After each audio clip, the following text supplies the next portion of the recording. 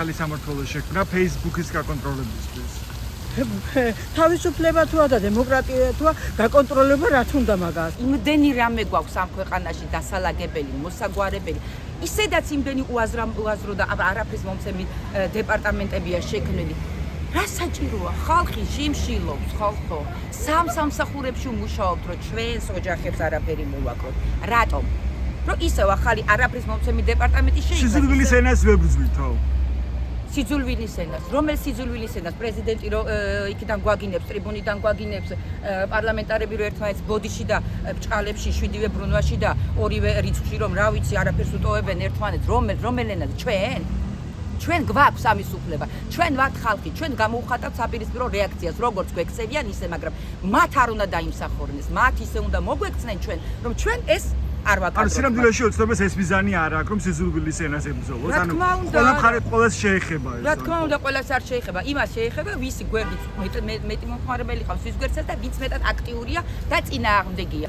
იქ ბავშვებთან არამონობით ითხოვენ წამალს და არ აინტერესებს მთავრობას და ეს მით უმეტეს არ აინტერესებს. რა ინტერესებს ივანიშვილს? მას უნდა მეტად აკონტროლოს ხალხი, როგორც რობოტები, როგორც სისტემა, როგორც რაღაც სქემა. რომ აი ჩემები ხართ და ჩემი მარიონეტები. რომ სოციალურ ქსელშიც აღარ ისმოდეს კრიტიკა და იქაც არავინ არ შეაწუხოს ივანიშვილი. აი სიტყვის თავისუფლებას რო წაგვართვას. მთავრობა, რომელიც გადაემტერება ხალხს, ის მთავრობა წავას სახლში. ხალხისთვის ვის იზრუნებს მთავრობა ის იქნება. და ეს Facebook-ის გაკონტროლება რაში დასჭირდათ? რაში დასჭირდა მე ეგენი არ მაინტერესებს რაში დასჭირდა. რაში დასჭირდა რომ ყველა დაიპყროს ალბათ ვიღაცემა რაღაცემა. ჯარიმებია, პატიმრობაც არის თუ თქვა ჩათვლია რომ თქვა ვიღაცის გამონათქვამი შეიცავს სიძულვილის ენას, მაგალითად თავრობის მისამართით. შეიძლება ეს ადამიანი დააპატიმრონტირება. ახლა შემელაპარაკები ისე რომ პირდაპირ ჯარიმა თუ ციხეში დაგიმის. ჩვენ მთავრობა ჩვენ ევრჩიეთ და რაფერს ევრჩიეთ ისე გედევრჩევთ. საჭირო ერთემრე ხალხის, საქართველოს ხალხის მოსახლეობის ერთად ყოფნა. ჩვენ თუ არ გვინდა ეს და არ აკეთებს საქმეს, მივალთ არჩევნებში იმ 5 მარად ნუ ეიღებ. იმ 50 მარადზე ნუ მოტყვილდები. სიძულვილის ენას ვებრძვითო, სიძულვილის ენას ხომ არ იხენებს ვინმეო. სიძულვილის თავისი თუ აღმოფხრავ მაქსიმუმ ეგ შენით. ან ვერ აღმოფხრიან ასე სიძულვილის თქვენ ასე ფიქრობ? და სამდე შეებრძვის სიძულვილის ენას ქართული ოცნების მთავრობა. რას ებრძვის აბა რა ინტერესია? თავიანთ ინტერესებებს მე ასე ვფიქრობ. და რა არის მათ ინტერესები შემთხვევაში? ფული. რაზე მიანიშნებს, რა ტიპის ქვეყანა ვხდებით, როცა Facebook-ს აკონტროლებს მთავრობა? უკვე ის რომ თავისუფლად ვეღარ იქნები ადამიანი, შენ პირად სიმსეშიც უკვე ხშირად უკვე როგორ ვთქვათ ასე ხშირად იქნება კონტროლის ქვეშ იქნები, როგორც პატარა ბავშვი ეგრე. ანუ ხედავთ იმის საფრთხეს, რომ თქვენ როგორც რუსეთშია, შეიძლება საერთოდ აგზავნონ Facebook-ი. ამ საფრთხესაც ხედავთ, ხო? გამოსავალი რა არის? გამოსავალი ისაა, რომ ხალხის მოსაზრება გაითვალისწინოს მთავრობამ. Facebook-ში რა კომენტარები დაიწერება საჯაროდ, თქვათ ის შეიცავს თუ არა სიძულვილის ენას, ეს უნდა შეისწავლოს სპეციალურმა სამმართველომ, რომელიც ახლა შეიქმნა შესუსტში. რა თქმა უნდა, სისულელეა. რატომ არის სისულელე? 21 საუკუნეა და ვის რა აზრით უნდა დააფიქსირებს, რა ვის ეკითხება ეს მე რას დავწერ Facebook-ში. და თქვენი აზრით რატომ შექმნეს გავსი სამმართველო შესუსტში? როგორ? რატომ შექმნეს ასეთი სამმართველო? რატომ დასჭირდა ეს ნაბიჯი ივანიშვილს თქვენი აზრით? მაგი უკვე ინდივიდუალური აზრია, რა თქმა უნდა, მე პოლიტიკას არ შევეხები, მაგრამ მე არ მიმაჩნია. მაგრამ პოლიტიკა გვეხება ჩვენ ამ შემთხვევაშიც. კი, გვეხება, მაგრამ სწორად არ მიმაჩნია 21 საუკუნეში ვინმე გააკონტროლოს. ეს არის უპირველესი აზრი ჩემთვის. რატომ დასჭირდა ქართული ოცნებას თქვენი აზრით Facebook სივრცის გაკონტროლება?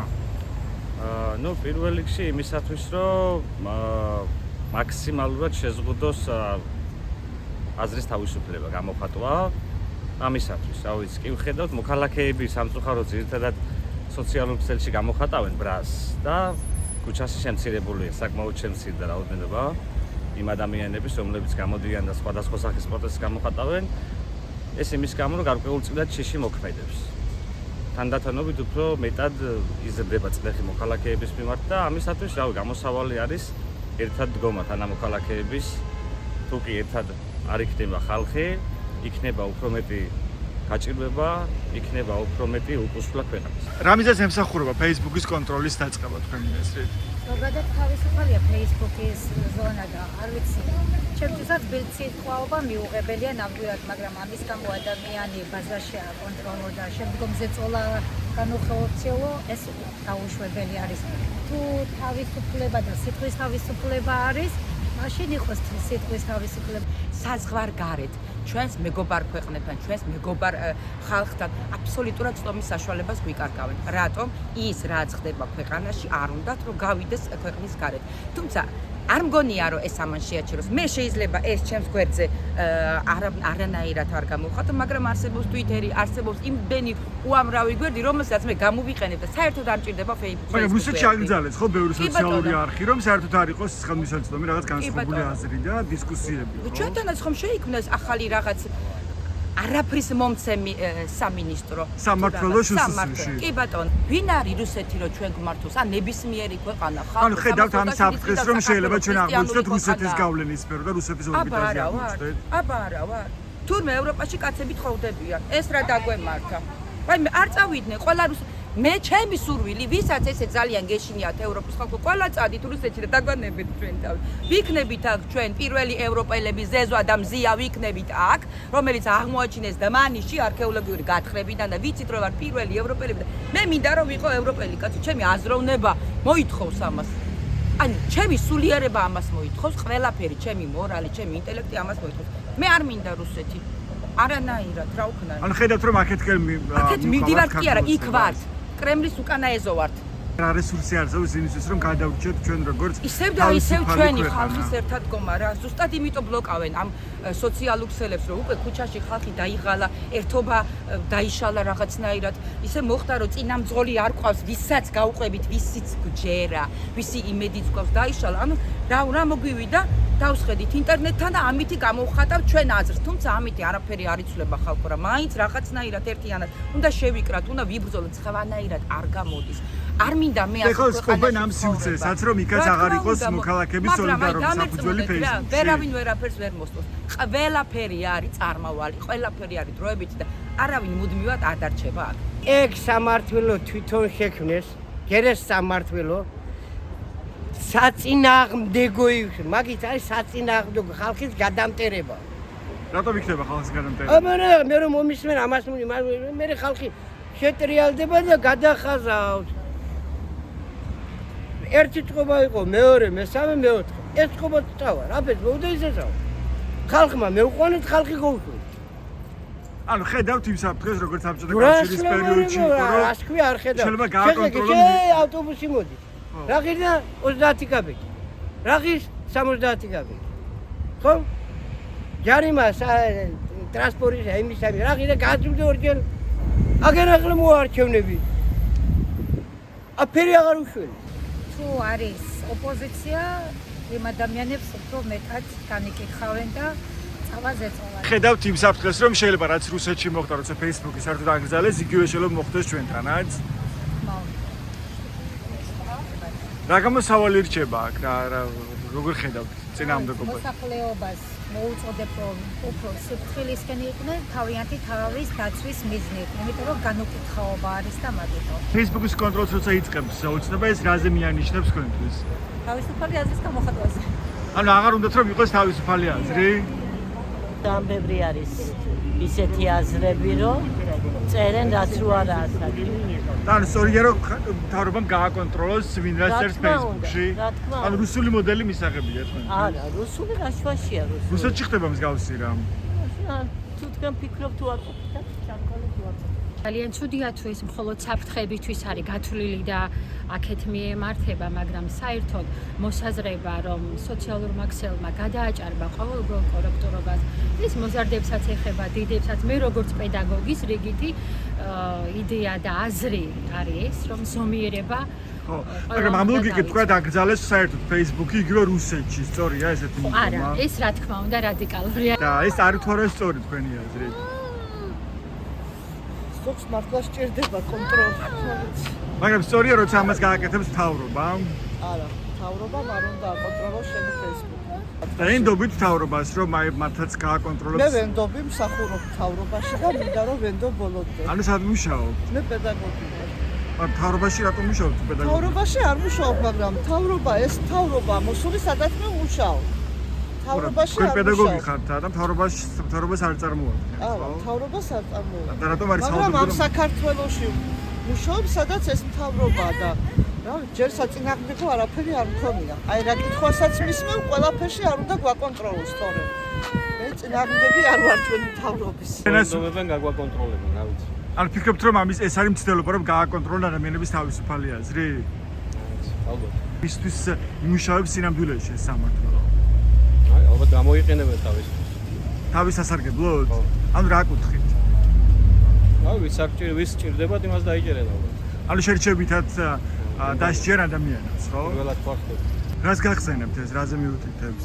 ну რაზე მიუთითებს ახლა ეს საბჭოთა კავშირს მაგონებს სადაც მე ცხოვრია და იქ გავიზარდე. არ არის კარგი. გჯერათ ის რომ რეალურად თქვა ქართული ოცნება ებრძვის სიძულვილის ენას? არა. რატომ? ამჯერად იმიტომ რომ არის რაღაც სიგნალები რომელიც მოდის ზემდგომი ორგანოების თანამშრომლებიდან ასეთ საუბარი არ უნდა იყოს. ეს მესიჯები მე მგონი ბევრ რამეზე მიუთითებს. კონტროლი რა სჭირდებათ. ოდესაც განსხვავებული აზრი ვინმეს აწუხებს, ალბათ ეს უკვე კონტროლზე გადადის.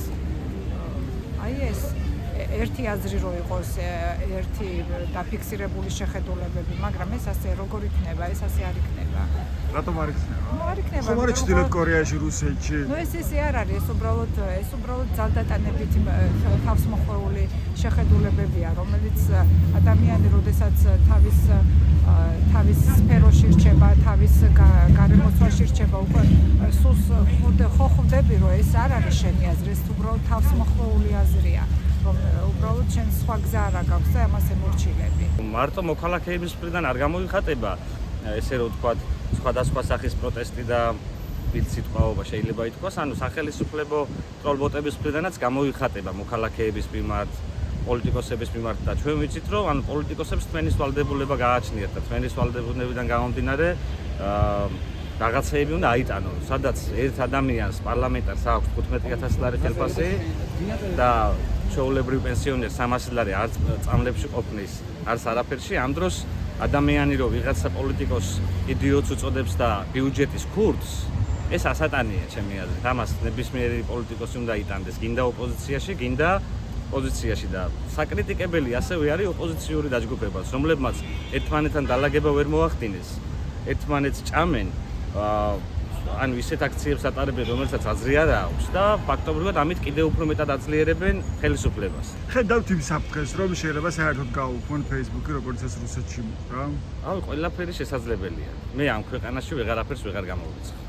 ყველაფერი არის ხალხზე დამოკიდებული. თუ კი ხალხი იქნება ძლიერი, თუ კი ხალხი გააკეთებს იმას, რაც არ გააკეთა და სამწუხაროდ არჩევნებს ანუ საქართველოში არჩევნებია, ხო, უმთავრესად ანუ არჩევნებზე მისვლის სურვილი ჩემიდან დაწყებული ყველა მოქალაქემ დაკარგა ვინც დადიოდა. პირველ რიგში ხალხმა უნდა მიხვდეს, რომ საკუთარ ქვეყანას, საკუთარ კეთილდღეობას თვითონ უნდა ქმნიდეს და ესე არ არის. ხალხს არჩევნებზე წასვლა არ უნდა, ხალხს შემდგომში პროტესტი გამოსვლა არ უნდა. აი მაგალითად ბათუმის მაგალითი საკმაოდ დიდი ქალაქია, ხო, სიდიდით მეორე ქალაქი. როდესაც პიკში იყო აქციების მდგომარეობა, სამწუხაროდ 1000-დან 1500-მდე ადამიანი გამოდიოდა, დანარჩენები ვიდეოებს იღებდნენ ბინებიდან. ჩვენი ბრალია რა დღეშიც ვართ. კი ბატონო, ხედავთ ისინი რასაც აკეთებენ, მაგრამ შენ თვითონ, როდესაც მცირე ხარ, რაოდენობა, შენ თვითონ როცა მეტი შეგიძლია, როდესაც ლიდერი არ ვარგა, როდესაც ვიღაცა არ ვარგა, უნდა შეცვალო. უნდა გააკრიტიკო. მხოლოდ ივანიშვილი არ არის გასაკრიტიკებელი. ეხლა რა რესურსი არსებობს, თქვათ, რომ შეიცვალოს ეს ვითარება? მე აღარც არჩევნების იმედი არ მაქვს, აღარც ქუჩაში პროტესტის იმედი არ მაქვს. ძალიან დიდი ხნის განმავლობაში მე ვაპროტესტებდი, მაგრამ რა ვიცი, ხედავთ. მოსახლეობა თუ კი ერთად არ დავდგებით, ვერაფერი ვერ იქნება და ყველა ადამიანი ნიჰილიზმშია, თუ გინდათ დააკვირდეთ. ხალხს ვუსურვებ, რომ საკუთარი თავის მიმართ უფრო მეტი პატივისცემა გამოხატოს, როდესაც ჯიბეც არეალი გაქვს, როდესაც საშუალო ხელფასი 1000 ლარზე ნაკლებია, როდესაც პენსიონერი ფიქრობს საკვები შეიძინოს თუ წამალი, როდესაც 300.000-ზე მეტი მოქალაქე ბავშვი ყავს სკოლაში და ამ ბავშვებს კვების თანხა არ აქვს, როდესაც უნივერსიტეტში სტუდენტებს სწავლის გადასახადის პრობლემა აქვს, პარალელურად მუშაობა უწევთ. ამ და სხვადასხვა პრობლემებთან ერთად ამის დალაგება ისევ ჩვენს კისერზეა.